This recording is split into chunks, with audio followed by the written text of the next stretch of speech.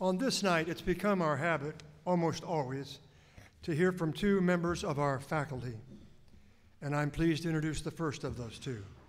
Professor Matthew Halleck, Professor of Dramatic Arts, has taught at Centre College since 1997. Named a Centre Scholar in 2013, he is actively involved in the college's 3 major productions each year, serving variously as scenic, costume, and lighting designer, as well as teaching portions of the dramatic arts curriculum. Matthew has extensive experience in theater design, working professionally in the fields in locations across the country. He holds a BS in theater arts from the State University of New York at New Paltz and received his MFA in scenic design and technology from Western Illinois University. Please join me in welcoming Professor Halleck to the podium.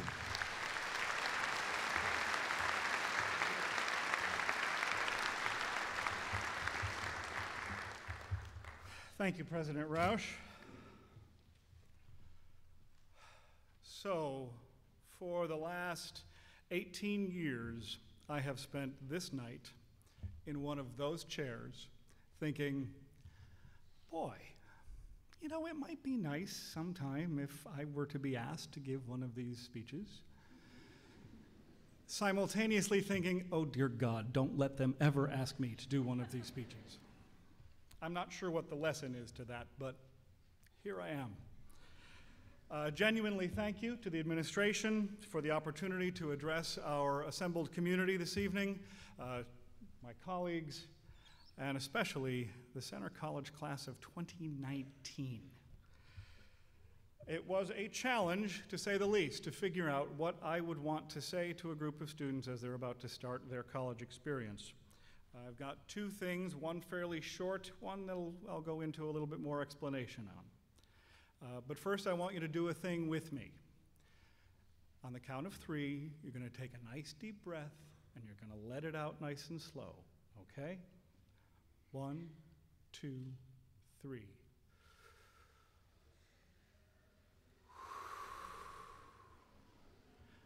So here's the first thing. You're going to be okay.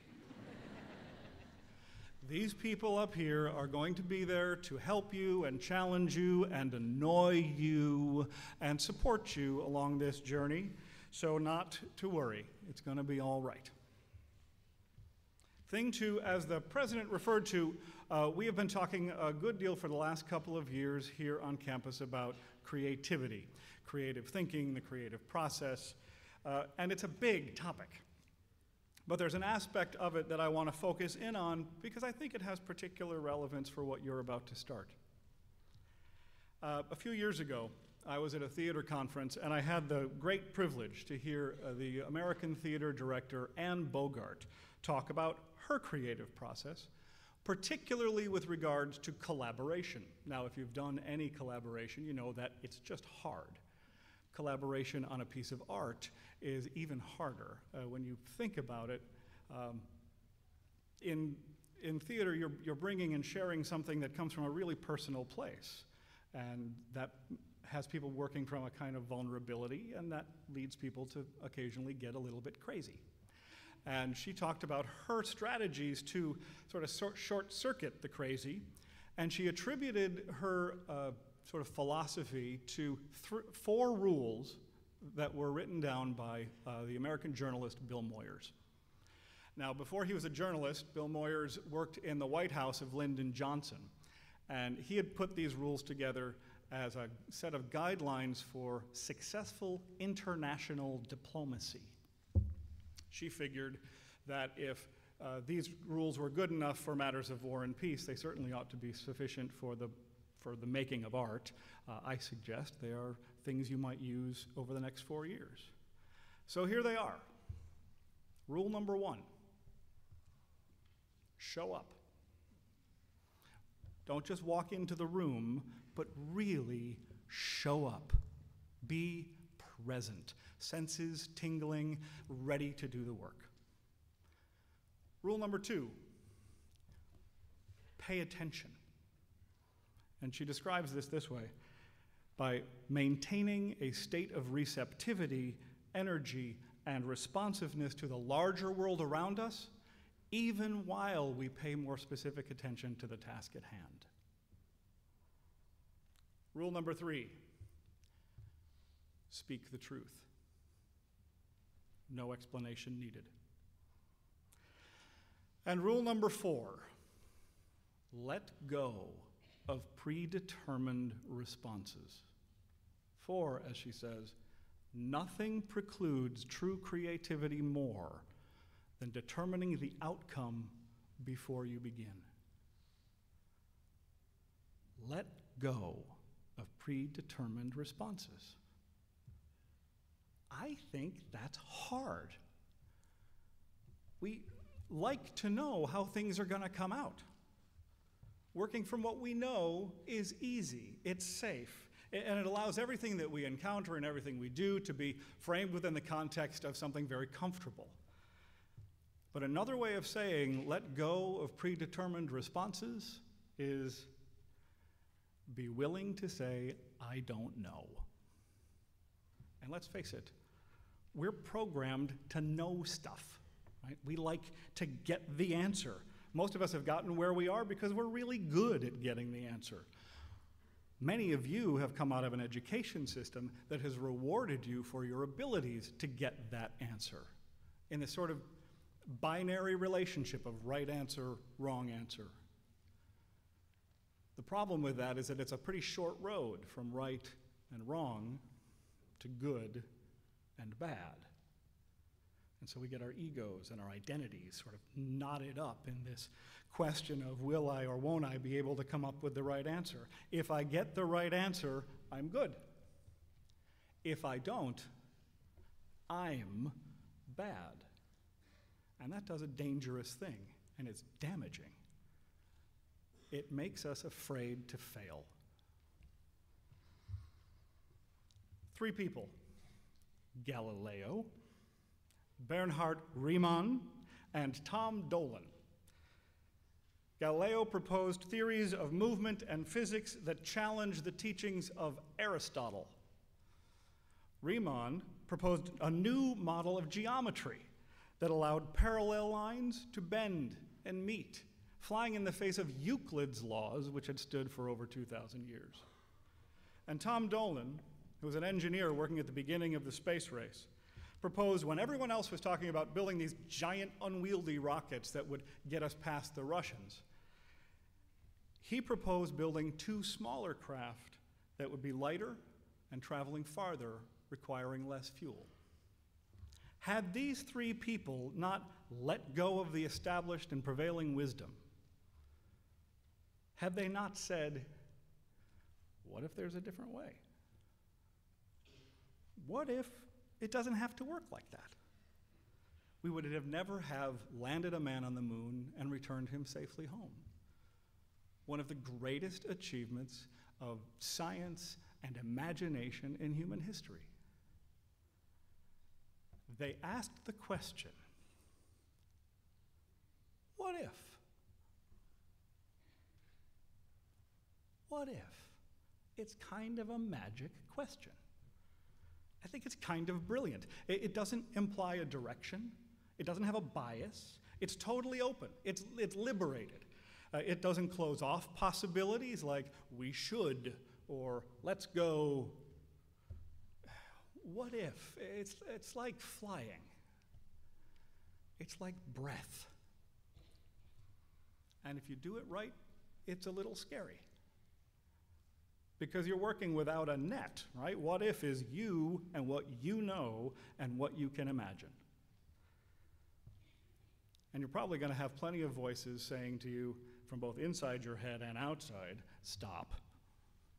Don't waste your time. This is a distraction from the plan. Do it anyway. And if you're really lucky, you're going to have friends alongside you that are going to say, yeah, and then what if? Hang on to those friends, by the way.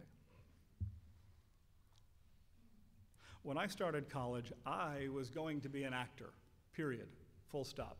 I just knew it. And it wasn't so much what I was going to do, it's who I was going to be. I was Matthew, who's going to be an actor. And I did okay early on in college, but after a while I started to struggle in the acting classes and I wasn't getting cast as much. But we got to the year where we were going to do the musical, and I got into this whole theater thing through singing, and I thought, okay, this is where I get back on track, right? Well, you're smart people, you know what happened. I didn't get cast. I remember standing in the hallway of McKenna Theater and looking at the call board and looking at the cast list, and my name was not on it. And it really shook me. And then I remember this next thing like it was yesterday. Michael Lalicki, he ran the scene shop where I went to school. He walked up to me after a little while and he said, "So hey, we've been talking, and we were wondering, how would you like to be the master carpenter on this show?" Now, I had done some work in the shop and I had some skills, but this was nothing I had paid any attention to. It wasn't, because it wasn't who I was, right? But somehow, either out of just a desperation to stay involved or gratitude for somebody having thought of me, I was able to hear that little voice in my head that said, "Go ahead, say yes." From that point forward, I was on a journey where I learned my love of tools and materials, of craft and process, of collaboration, about the sense of community, and of storytelling. I have been a designer and a craftsman in the theater for nearly 30 years now.